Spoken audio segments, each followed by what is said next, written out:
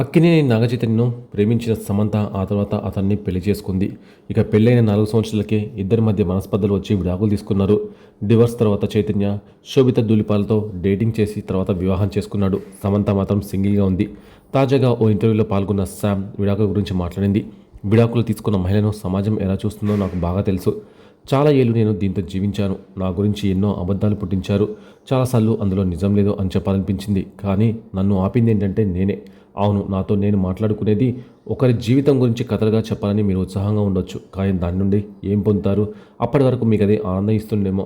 ఆ తర్వాత మీరు ఎంత తెలివి తక్కువ పని చేస్తారో మీకే అర్థమవుతుంది. అప్పుడు మిమ్మల్ని మీరే ద్వేషించుకుంటారు. ఒకటి మాత్రం ఖచ్చితంగా చెప్పగలను, విడాకులు తీసుకోవడం మొదట బాధగా అనిపించింది. నా చుట్టూ ఉన్నది ముందులా లేదు, అంతా మారిపోయింది. అలా అని నేను మూలన కూర్చుని ఏడుస్తూ ధైర్యం కోల్పోలేదు. ఇంతటితో నా జీవితం ముగియలేదు, అది ముగిసిన చోటే మొదలవుతుంది. ప్రస్తుతం నేను హ్యాపీగా ఉన్నాను, మంచి వ్యక్తులతో పనిచేస్తున్నానంది సమంత.